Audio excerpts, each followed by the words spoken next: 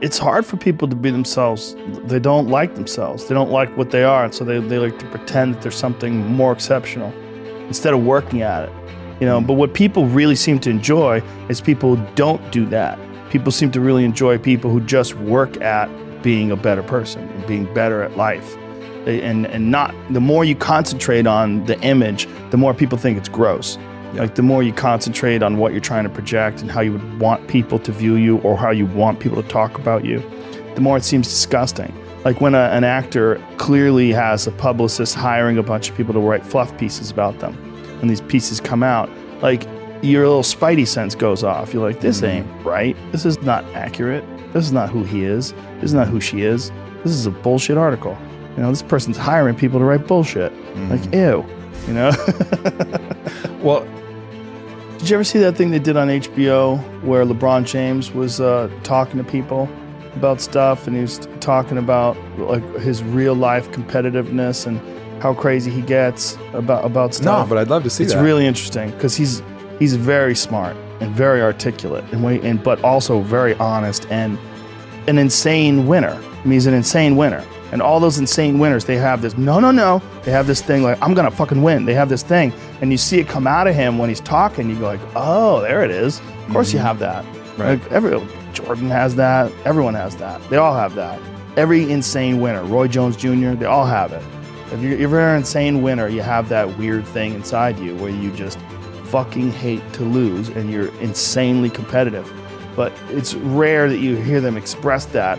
Sometimes like after they retire, you hear people talk about what they were like when they were playing, and you kind of get a sense of like Jordan in particular, what he was like.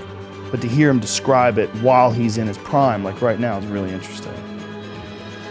I don't think we're programmed to be steady and stable, because I don't think there's never a time in human history where life has been like super peaceful and easygoing. Like you have these little kind of breaks where no one's coming over the hill with a sword and a fucking gang of barbarians. The orcs are not breeding for a little while. So you get a little break, and that's part of what people appreciate about life is those breaks. But you have to have the chaos too, and I think it's kind of built into the system that there is always going to be this up and down, and I think it's also built into the way you interface with life.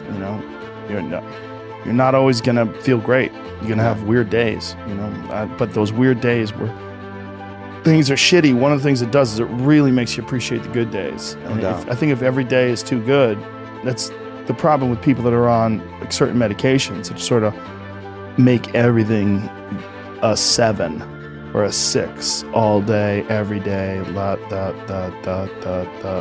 It's just gray and pale and boring. Yeah. And there's no ups and no downs. There's no nothing. It's just flat. There's a lot of lessons in those ones. The biggest ones. You come out of those like a different person. Like you learn things. Like that's one of the things we always talk about with stand-up comedy. Like stand-up comedy, if you talk to a comic who tells you they never bombed, either they've been stealing jokes or they're a liar. There's no way. Like if you're writing material and you're taking chances and you're performing a lot and doing a lot of weird bars and different shitty little clubs, which is one of the things you have to do, you're gonna have days where you suck. But those days are so motivational.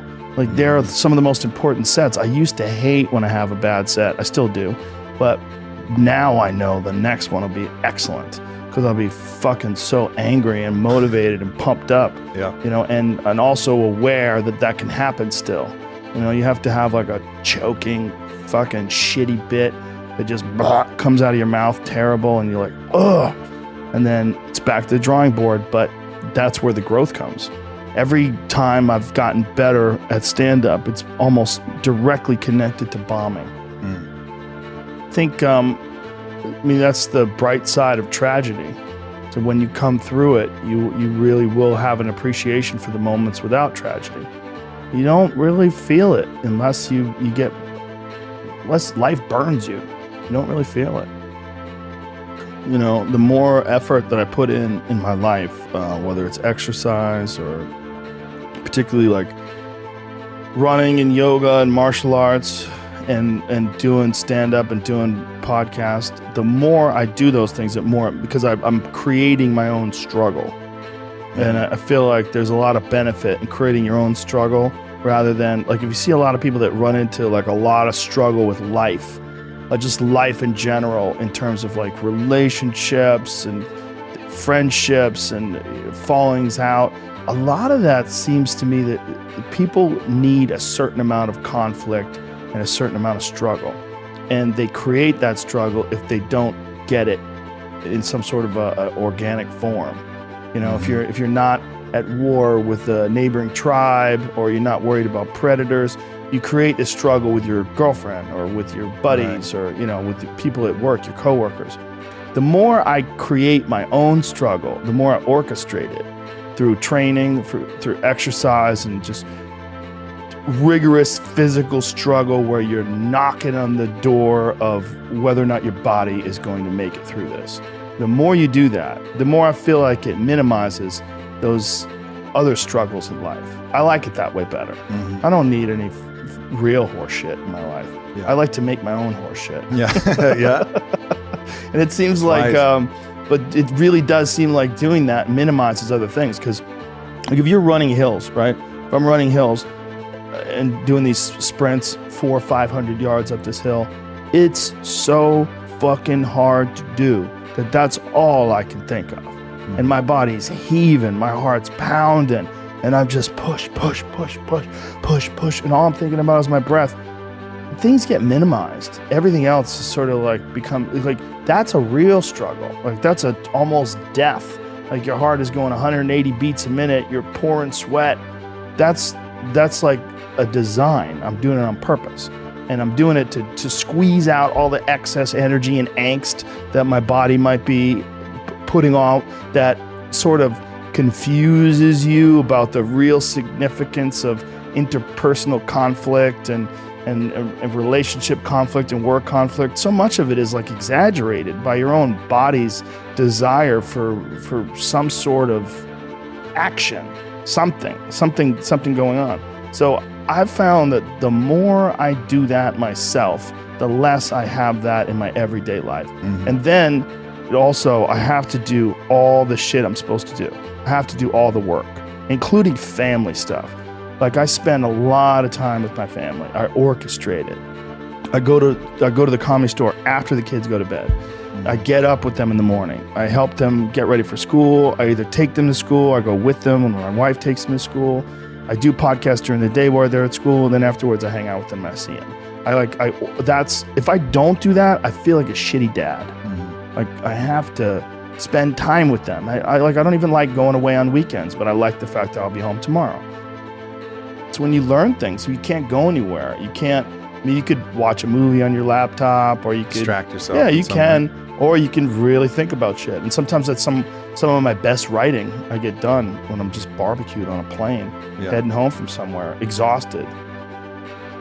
There's a thing that you can do where you can get used to action, like Jocko Willink's perfect example. You know, he has that thing on his. If you go to his Instagram page, almost every other photo is a watch. And it's a watch that says 4:30 in the morning, because that's when he gets up and he works out. And he earns the sunset. And he does that. He's so disciplined. And he's got this saying that's a great saying: discipline equals freedom. And it's true, because he's able to force himself to do that every single time. There's no excuses. There's no breaks. There's no days off. It doesn't happen. So because of that, you're not scared. You know that you can keep doing it. You know that you can continue to perform. There's a lot of people that are scared of their ability to do something that's difficult. They're scared of whether or not you see someone who's doing something that's really tough to do, and you go, man, I don't know if I could do that. I don't know if I could force myself to be disciplined. I don't know if I could force myself to take that kind of action. Well, if you do force yourself to take that kind of action, you don't have that question anymore. That question, I don't know if I can do it. Well, you're doing it. So you obviously can do it. Can you do it tomorrow? Well, you did it today. Or can you do it tomorrow? Just do it. That Nike slogan, just do it, it's one of the greatest slogans of all time. It's so true. It's so good. It's so much better than live your truth or any of these fucking stupid ones that you hear today that people keep spouting out left and right. Get out there and go fucking do something. Just go. And then in the middle of doing it, it'll become easy. Even if it's not easy, even if it's hard, it's easier than not doing it and wishing that you had done it. you are not your past. You're you. You're you right now. Like the past you might have done some things you wish you hadn't done. Don't dwell on that. You learn from it, that's fine, but don't dwell on it. Just keep moving. Keep moving. Use it as fuel. Say never again. I get what I did wrong, but don't think that you're that person that made those mistakes. You're the person who's learned. And to have that attitude is a really important thing. And to not say, why am I doing this now? I could have been doing this my whole life. Well, you weren't, so the fuck is that going to help? Yeah. You gotta not think like that. You just gotta be happy you're doing it now.